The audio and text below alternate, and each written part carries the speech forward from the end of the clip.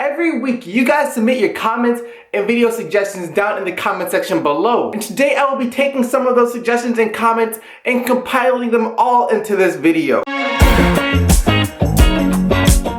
So suggestion number 1 comes from iThieve. Make a video about the top 5 worst picks in the NBA. If you do, don't forget to give me a shout out. Shout out to iThieve. So this is actually a really good topic which could be its own video, but that's not how we do it here. I'm about to get into this. I'm just gonna do it in my lifetime. So the top 5 picks ever since, like, you know, in my lifetime, because I'm not gonna go all the way back. Number 1 has to be Anthony Bennett. Picked in 2013 by the Cleveland Cavaliers. Even though that draft was not the most talented, Anthony Bennett was probably the least talented among all 60 players. It took him 33 games to score over double digits. He did provide one crucial thing for Cleveland though. He was a trade asset to land Kevin Love. Number 2, I gotta go with Greg Oden. Taken number 1 by Portland in 2007, he will forever be known as the guy that was taken ahead of KD. Constantly injured, alright?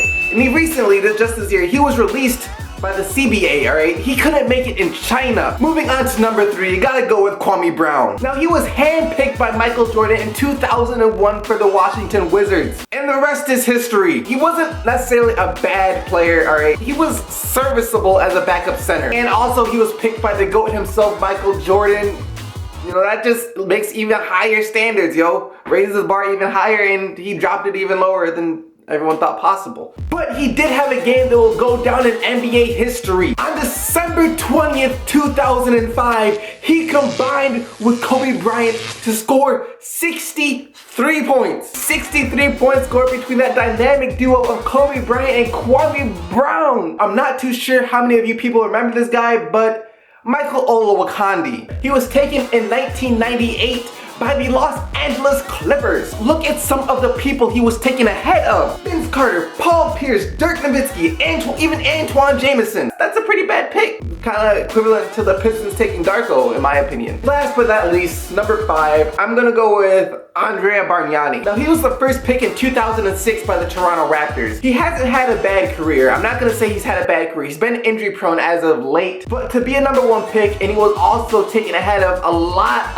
of great talent. Rajon Rondo, Paul Millsap, Kyle Lowry, who now plays for Toronto anyway, LaMarcus Aldridge, Brandon Roy, and maybe he wouldn't have gotten injured so many times if he was taken by Toronto, so who knows what that could have led to. In my opinion, he was KD before KD, but it always could have been worse for Toronto, if you know what I mean. Next question is from Stormbreaker95. Great video. Maybe one topic that you could cover in a future video will be discussing 5 NBA teams that you think have the brightest future in terms of young core nucleus that hasn't fully blossomed yet. Once again, love the video. Keep them coming.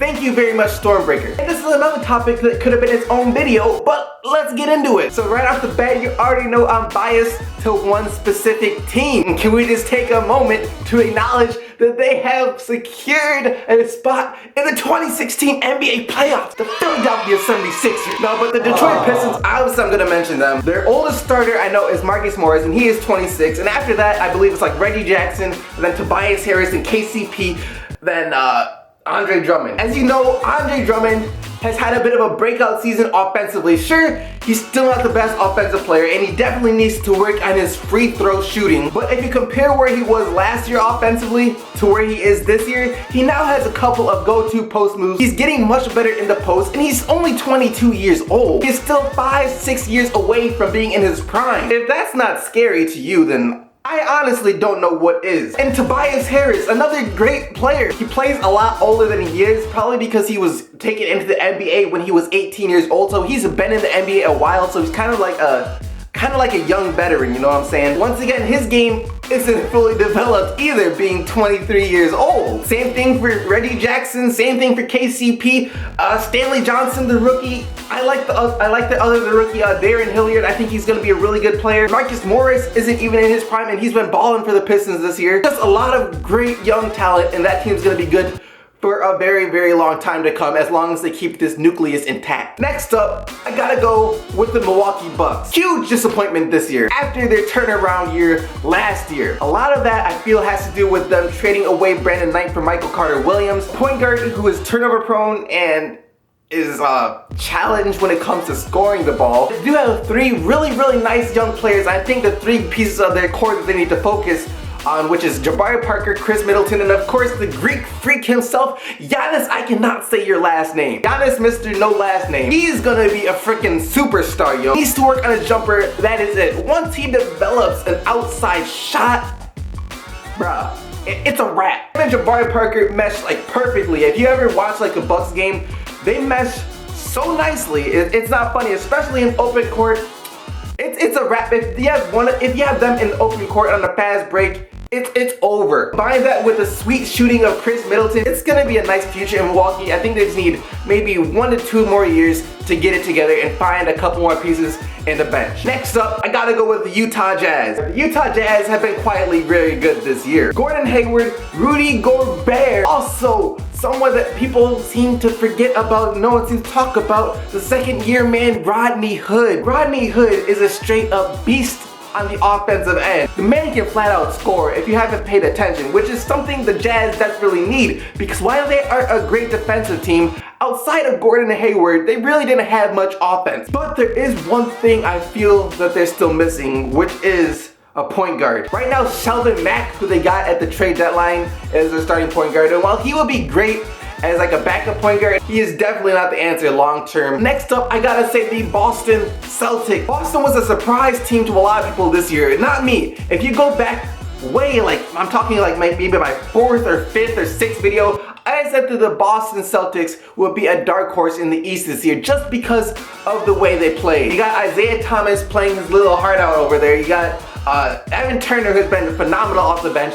Jay Crowder has been doing everything for them. They just have a really great young nucleus that plays hard and plays well together. It's so hard just to pick 5 because there's so many great teams. Orlando Magic, the Pacers kind of. Toronto Raptors are still pretty young, and I'm not quite sure if they've even reached their peak yet. The Portland Trailblazers, I definitely want to say them too, with Damian Lillard, CJ McCollum, Charlotte Hornets. There's so many good young teams. But I'm gonna say the Minnesota Timberwolves just because I can't see them being this bad again. Look, you got Zach LaVine, you got Ricky Rubio, you got Karl Anthony Towns, Andrew Wiggins, Garaji Dang is a good player. They're gonna get another good draft pick this year, even though this isn't gonna be the most talented draft outside like the first 3 picks. I have to go with Minnesota. Next question is from Kobe Buzzer 8. Make a video about the Portland Trailblazers free agency chances. Now, there's some good news and some bad news. Good news is they don't really have to worry about losing anyone like LaMarcus Aldridge last year. More good news actually is that players are no longer just going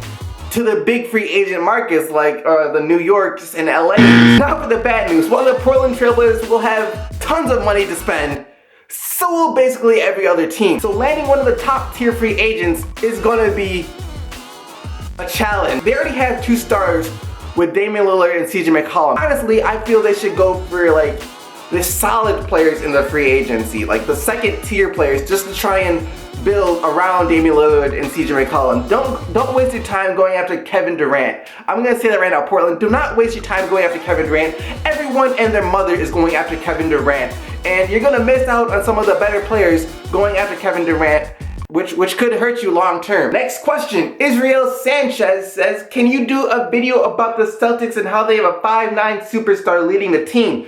Please, smiley face, hashtag bleed green. I do not agree with the bleed green part being a Pistons fan, but I will say that I do like the Boston Celtics. And I do really like Isaiah Thomas. A couple years ago when he was a free agent, he listed the Detroit Pistons as one of his top 3 teams where he really wanted to play with, and I was hoping that he would come to the Detroit Pistons. I wouldn't say he's a superstar. You're gonna hate me for that, but I wouldn't say he's a superstar, because to me a superstar is someone like LeBron James, you know, Kevin Durant, Stephen Curry, Russell Westbrook. You know, those are superstars. I would say he's a tier lower than that. I put him with like Jimmy Butler, you know, players like that who are still extremely good players and who will make the All-Star team every single year. But just to be a superstar is like a different level, a different plateau. You know, it's this way. It's just a step above, I think, of what Isaiah Thomas is. Even though he's definitely a star, an all-star, whatever you want to call him, no doubt. But I wouldn't say superstar personal. Next question is from Overtime Vine. You should make a video comparing the Pistons this year to the Bad Boys. Quite honestly, I can't do that. I'm a huge Pistons fan, huge.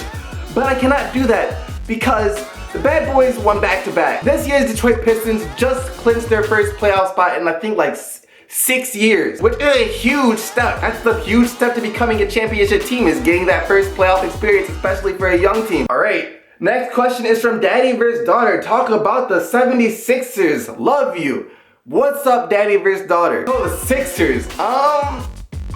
What to say about Philly? Sam Hinkie just stepped down, so I guess the process stepped down with them. Could be good news because I'm not quite sure what the process was besides tanking year after year to try and find the next big thing. If you ask me, I think that the league kind of forced Sam Hinkie to step down because they didn't like what he was doing with the team. Did you guys hear about what Shaq said? He said that he does not believe the Philadelphia 76ers will win the NBA draft because he believes the NBA draft is rigged. So yeah, that's a thing. Even though Philly has like half amount of wins as the Lakers, I think like you'll see like the Lakers getting the #1 pick, to be honest. The NBA would love to see like Ben Simmons go to the Lakers because it's the biggest market. They make a lot of money. Imagine Ben Simmons going to the Lakers. That's cha-ching, you know, cash money.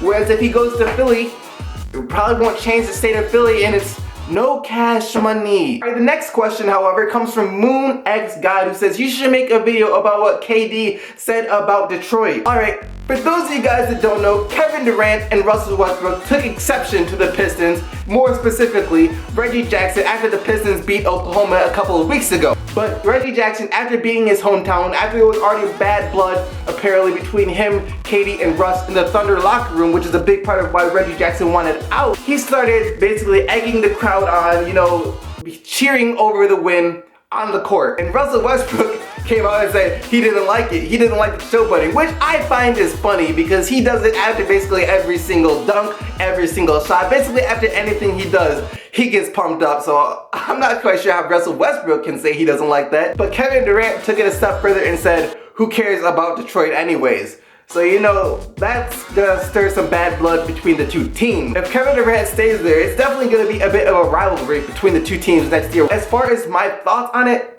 I don't mind it. It kind of made me a bit upset when he said who cares about Detroit, because obviously every single Pistons fan and everyone who lives in the state of Michigan does care about Detroit. Overall, I like what it's gonna do. You know, it's gonna bring that playoff atmosphere to some regular season games, which I'm all for. But yeah, there you guys have it. I hope you guys enjoyed this video, and if you want more, make sure to submit your questions down in the comment section below. And if you guys could do me a favor when you submit the questions, just because it will make it a lot easier for me to find, submit the questions with the hashtag AskSDC, because it's much easier when I can search in the hashtag on the YouTube search thing, because I can do that as opposed to having to scroll through months and months of comments to find a question. So if you could, guys, please use the hashtag AskSDC, and also you can follow me on Twitter or Instagram. The links will be down in the description box below and probably in the comment section. It'll be everywhere where you can submit questions and BOS topic ideas there too. If you randomly just think of one day, you can submit it there.